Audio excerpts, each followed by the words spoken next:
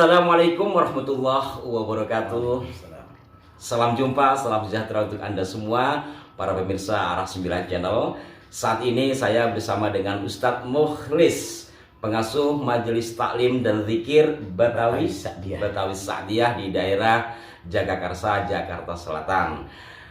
Hal ini berkenaan dengan Hari Santri Nasional 2022, yang mana Arah 9 Channel ingin ngobrol-ngobrol dengan beliau ini terkait dengan dunia pesantren yang tentunya yang unik-unik lah ya. Nah, panjenengan ini kan lahir di Jakarta ya, walaupun mungkin orang tua dari mana-mana, tetapi kan lahirnya di Betawi, otomatis bahasa sehari-hari adalah bahasa Betawi. Nah, Ustadz, pertama ketika sampean mondok ke Jawa itu kemana? Awalnya itu kita ke tempat paman. Itu memang niat mondok atau bagaimana? Jelas-jelas niat mondok gitu, karena memang dulu nyari duit buat berangkat mondok aja saya sempat jadi kenek dulu, Gus. Oh, Ngenek dulu, Gus. Jadi saya ngenek Pulau Gadung, Lebak Bulus, Pondok Labu. Saya ngenekin, sudah kumpul sekitar uang 12.000, baru saya berangkat mondok, Gus. Tahun 93 ya, iya. Nah, saya itu karena nggak naik kereta dan naik mobil bis itu mahal, ikutlah mobil paman saya yang arah Surabaya. Oh, paman waktu itu kerja jadi supir apa gimana? Jadi supir Kompas. Oh, Koran Kompas. Ya, jadi model mobil box. Iya. Ikut diturunin di Semarang. Paman melanjutkan ke Surabaya. Ya saya masih bingung, Bos. Ketika sampai di Semarang, sampai bingung. sebagai anak Betawi yang nggak bisa bahasa Jawa tentunya kan? Ya jelas nggak ngerti bahasa apapun, masalahnya kan. Ini daerah mana kan bingung, Gus. Sedangkan tujuan saya pengen ke Jogja saat itu, Gus. Nah, akhirnya saya bertanya lah sama banyak preman-preman di situ, rambut gondrong-gondrong, udah minuman kemana-mana. Yang anehnya, Gus, begitu saya nanya oleh beliau, ini si preman ngomong, oh utusan Kiai Imron. Padahal saya Kiai Imron aja nggak kenal. Langsung diantarlah sama beliau ke mobil jurusan Jogja. Nah, tuh preman langsung ngancem keneknya. Ya, dengan bahasa Jawa lah, saya nggak paham ya. Oh, artinya jadi sampean dititipkan lah ke angkot lah gitu ya, di sini ya. Terus bilang ke keneknya nih sampein gitu. Sampein. Nah, akhirnya saya nggak paham kan lo bahasanya. Yang penting udah naik aja lah. Nah, saat itu saya diturunin di Terban. Sampai di Terban, saya udah bingung karena waktu sudah malam ya. Akhirnya cari masjid.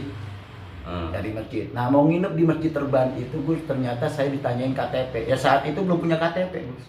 Masih lulus SMP? Masih lulus SMP, belum punya KTP. Saya bingung. Aduh, gimana ini ceritanya nih? Aku udah pakai nggak bisa bahasa Jawa, saya bingung di perantauan pada saat itu. Dah nekat naik ojek aja. Ya, tolong anterin saya ke alamat ini. Nah, saat itu saya diantar ke kilometer 9. Alamat itu alamat siapa? Alamat Kiai Adnan. Kebetulan kakak saya mondok di sana. Oh. Nah, sampai di kilometer 9 Kiai Adnan, saya mondok di Kiai Adnan dulu. Minggu baru saya diantar ke pondok pesantren Sunan Pandanaran. Oh, jadi pertama di masjid, terus minta antar ke ojek ke pesantrennya Kiai Adnan karena kakaknya paman ya. Iya, kakak pernah mondok di Kiai Adnan. Terus dari Kiai Adnan setelah seminggu kemudian baru melanjut ke pondok pesantren Sunan Pandanaran. Kok bisa begitu tuh? Ini mohon maaf ya. Awalnya apa ada izin nggak dari orang tua gitu? Jadi awalnya orang tua itu cuma ya nggak apa-apa mondok silahkan. Dan orang tua juga wanti-wanti ya, karena kita kan dalam keadaan kehidupan nggak ada lah kasarannya.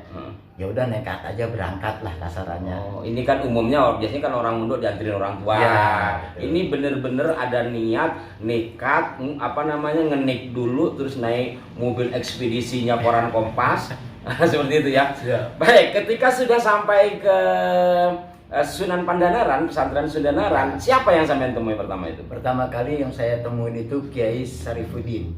Beliau pengasuhnya? Beliau adalah menantu dari Kiai Mufti Mas'ud. Ya, jadi pada saat itu saya pengen ngaul loh. Nah, kalau seumpama ibarat kata nggak punya biaya, nggak punya apa, Anda harus mondok di pondok Pakir, komplek 4. Tapi saya pengen ngaji diniyah. Wah, kalau kamu pengen ngaji diniyah ya udah ngabdi sama saya. Jadi saya nggak dimasukin komplek parkir. Kalau komplek parkir itu khusus untuk tahfidz. Nah, karena saya ingin diniyahnya. Akhirnya saya ngikut sama Mbah Kiai Syarifuddin itu. Nah, ngabdi oleh beliau.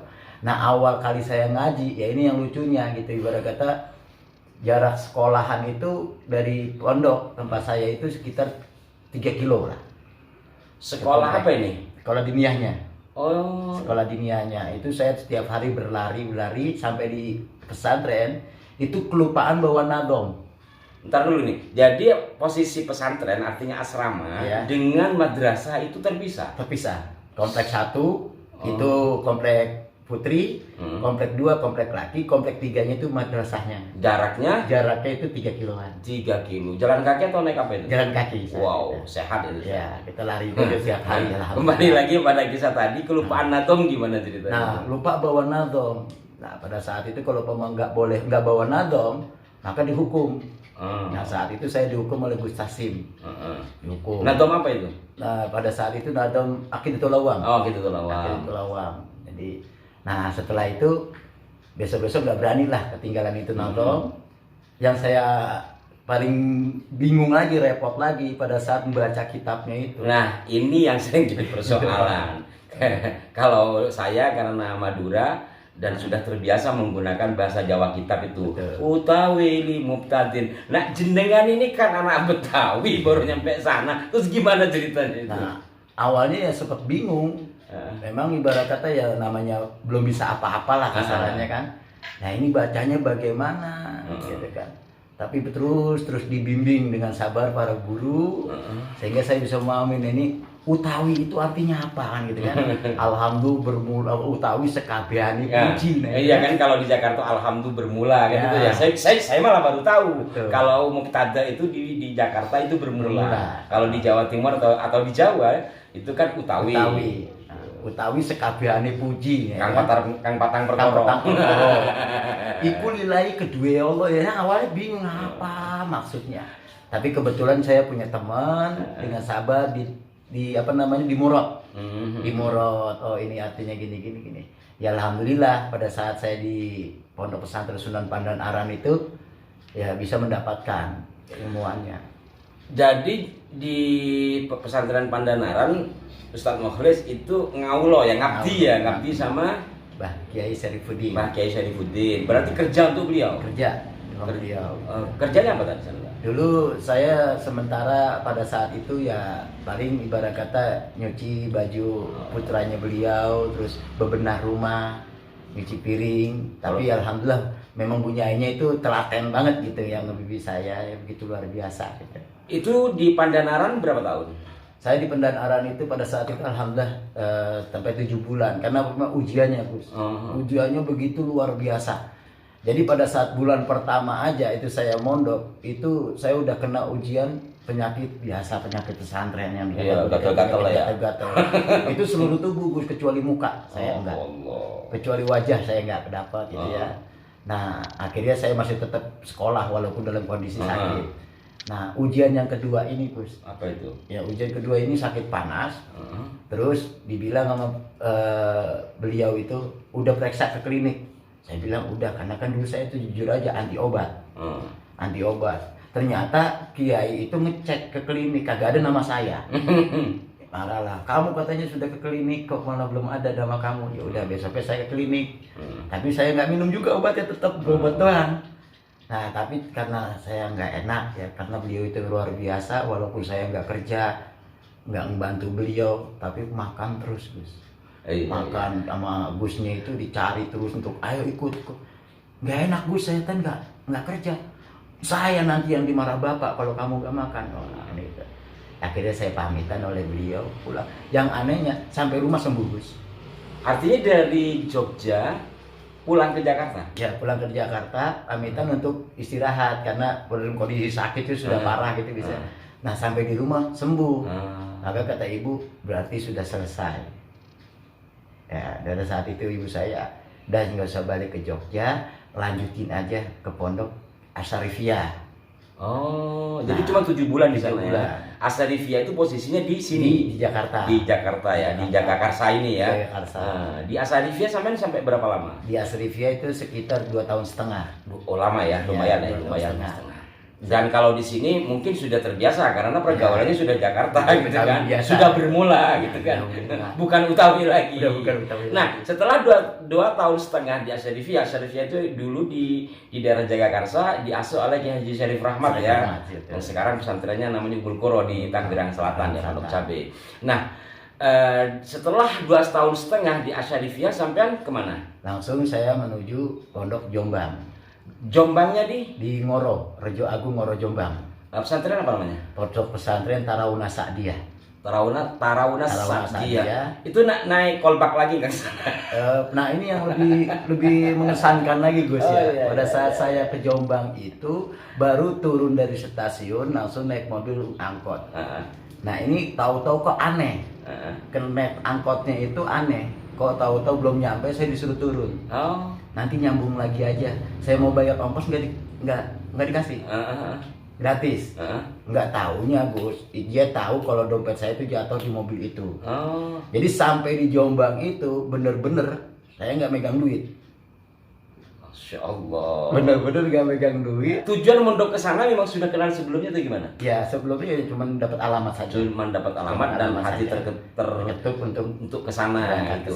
Singkatnya ketika sudah tidak boleh bayar karena ternyata sudah dompet jatuh dan nggak punya apa-apa ya kecuali mungkin baju yang dibawa, itu bagaimana nyambungnya sampai ke pondok? Ya akhirnya saya itu ibarat kata karena saya tahu alamatnya itu nggak terlalu jauh, ya sekitar 15 kilo lah sampai ke pondok saya itu. Nggak jauh itu ya? Nggak jauh. Saya jalan kaki itu Gus. 15 kilo ya? 15 kilo jalan kaki. Wow. Jadi ini para pemirsa, adik-adik sekalian 15 kilo. Nah itu alhamdulillah sampai di pondok Jombang. Nah ini masih bingung Gus. Saya harus ngikut siapa? Karena kebetulan memang belum ngerti bahasa juga masih, walaupun kalau waktu pernah di Jogja kan di Jogja itu bahasa halus kan ngerti sama beliau itu. Nah sedangkan selama di Jogja itu beliau itu selalu berbicara sama saya itu dengan bahasa Indonesia lebih indah. Nah sampai di Jombang, nah ini kan bahasanya Jawanya luar biasa kan gitu, campur aduk udah. Saya bicara sama siapa ini gitu. Alhamdulillah ada di komplek itu di orang Nganjuk gitu ya. Udah kamu nggak usah bingung, ikut saya aja. Masalah makan, masalah apa, dijamin oleh saya. Inilah saya bersyukurnya, ibarat kata di pesantren itu walaupun baru kenal sangat menolong gitu ya. Toleransinya tinggi sesama santri itu. Walaupun baru kenal, kita itu benar-benar dibantu. Nah itu saya dibantu selama 2 bulan. Begitu saya sudah mengenal wilayah, udah ngerti dah dikit-dikit bahasa Jawa, baru saya ikut kerja di sana. Lah ke Kiai? Ke Kiainya itu pada sana. Yang lucunya pada saat ke Kiai itu, Kiainya itu bawa pacul. Saya pikir bukan Kiai. Bawa pacul. Terus kata Pak mau ketemu dengan Kiai Homsin. Dan pada saat itu memang saya sudah dikenali namanya Kiai Homsin. Oh ya udah duduk aja dulu kata beliau. Nah begitu saya nunggu lama, kok yang keluar beliau lagi yang tadi bawa pacul. Ternyata beliau lah kiainya, Masya Allah. Yang ditanyain mau ke kiainya, ternyata kiainya yang pegang pacul itu. Itu masa lalu sering termasuk kiai saya seperti itu, luar biasanya ya.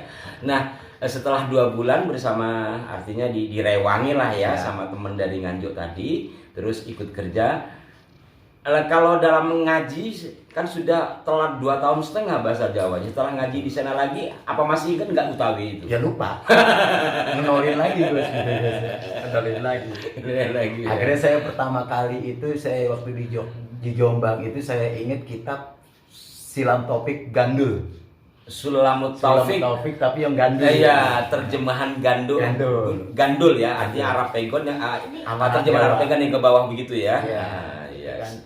Bacanya bingung ini gimana bacanya. Miring ke bawah gitu ya. Udah gitu bahasanya Jawa lagi kan. Jawa. Berapa tahun di Jombang? Alhamdulillah karena di Jombang itu memang pada saat sudah menjalan 3 tahun, Kiai berpesan sama saya, tolong Kris, belum ada santri Jakarta yang lolos di sini. Rata-rata 3 tahun gak kuat. Rata-rata 3 tahun gak kuat. Semoga kamu bisa lulus sampai tamat di Pondok Pesantren Tarawuna Sa'diyah dan Madrasah An-Nahdlatul Ulia. Saya ulangi, Kiai Khamsin mengatakan jarang santri Jakarta yang bisa melampaui angka 3 tahun. Sampai sudah sampai ke 3 tahun. Dan alhamdulillah juga nambah lagi 2 tahun jadi 5 tahun. 5 tahun. Oh, luar biasa. Yang paling berkesan? Yang paling berkesan ini ketika saya itu mengikuti beliau gitu ya, Kiai Khamsin itu. Ini memang di luar dugaan gitu kan, karena beliau itu luar biasa, nggak membedakan satu dengan yang lainnya. Beliau sangat bijaksana dan luar biasa, sampai nggak melihatkan jiwa kekiaiannya gitu. Ya ke sawah biasa nih yang berkesan. Yang kedua yang sangat berkesan itu adalah keguyuban dari teman-teman yang lainnya, para santri itu. Jadi satu dengan yang lainnya luar biasa, saling berkaitan, saling membantu. Jadi tidak seperti yang diduga oleh orang-orang yang kalau suku di pesantren nantinya egois satu dengan yang lainnya, tidak. Kita makan itu Gus ya, yang paling berkesan lagi itu makan itu satu nampan itu kita bareng-bareng.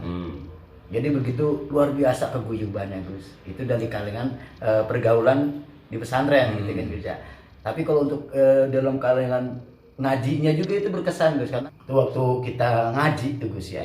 Itu kan ibarat kata saya tuh jujur aja, walaupun waktu udah 2 tahun saja itu ibarat kata masih belum bisa memahami bahasa Jawa halus kan pada saat itu, karena kalau kitab itu kan bahasa Jawa yang berbeda. Bahasa Jawanya berbeda gitu dengan kesehari-harian gitu kan.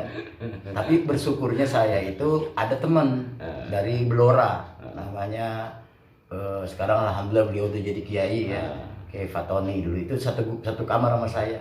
Dia pintar baca Gus, bacanya luar biasa dan memahaminya kurang. Jadi beliau baca, saya yang murot. Karena kan kebetulan saya orang Betawi. Murot itu memberikan penjelasan, hanya murot aja. Dan beliau bacanya memang gitulahnya.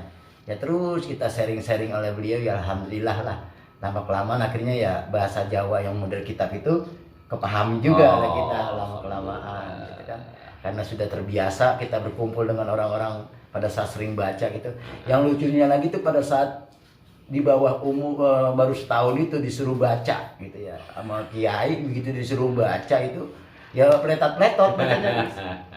Ya kalau bacanya itu ya ampun. Nah begitu disuruh murad insya Allah gitu tahan, tapi kalau suruh baca itu ini gimana logatnya, apalagi putranya Pak Yai itu sering ledekin saya pada saat baca Fatihah itu, katanya dalnya nggak bener gitu ya.